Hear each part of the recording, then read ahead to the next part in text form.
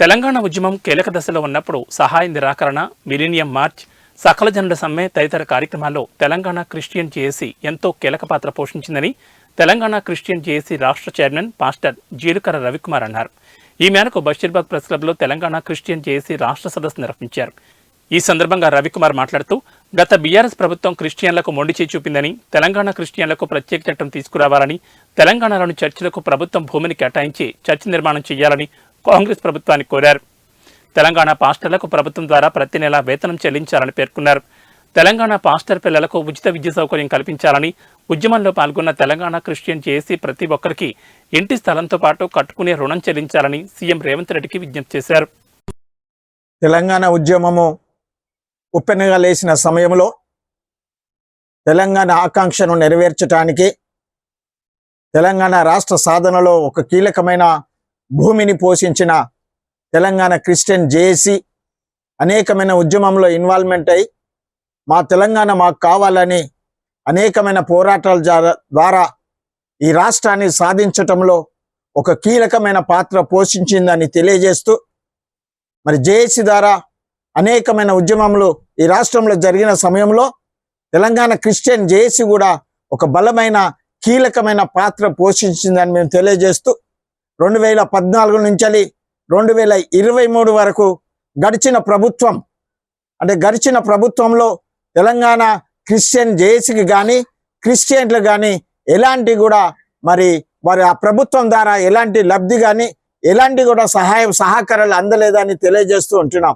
అనేకమైన మాటల చేత ఒక తెలంగాణ క్రిస్టియన్ భవన్ నిర్మిస్తానని 4 సార్లు దాన్ని పోస్ట్ పోన్ చేసిన ఘనత గత ప్రభుత్వానికి దక్కింది.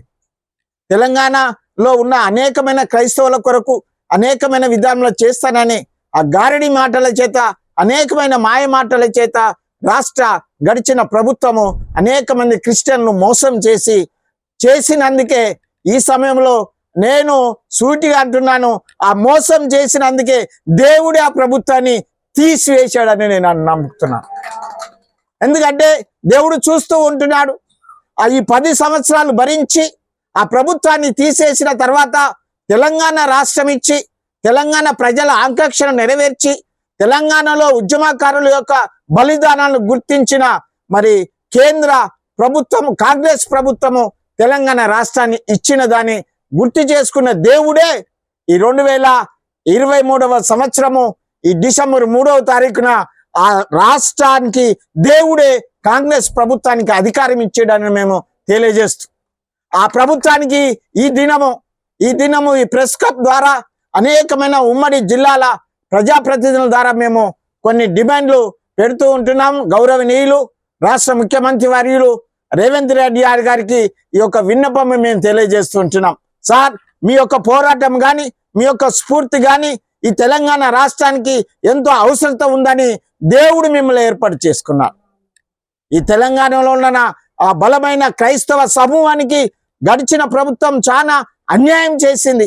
ఏది ఒక్కడు కూడా నెరవేర్చలేదు.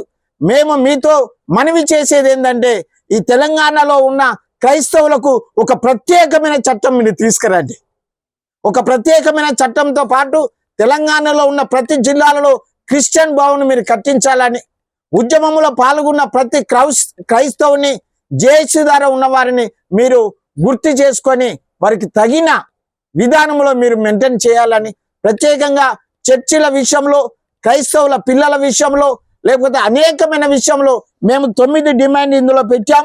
ఆ డిమాండ్లన్నీ కూడా మీరు నెరవేర్చారని నమ్ముచు ప్రత్యేకంగా ఈ క్రిస్టియన్ జేఏసీని కూడా ఈ రాష్ట్ర కాంగ్రెస్ ప్రభుత్వం గుర్తించి మాకు తగిన న్యాయం చేస్తుందని మేము డిమాండ్ చేస్తూ, ప్రత్యేకంగా రానున్న పార్లమెంట్ ఎన్నికల్లో కూడా ఈ తెలంగాణ క్రిస్టియన్ జేఏసీ ద్వారా ఒక బలమైన స్వరము ఈ రాష్ట్రానికి వినిపిస్తామని తెలియజేసుకుంటూ జై తెలంగాణ.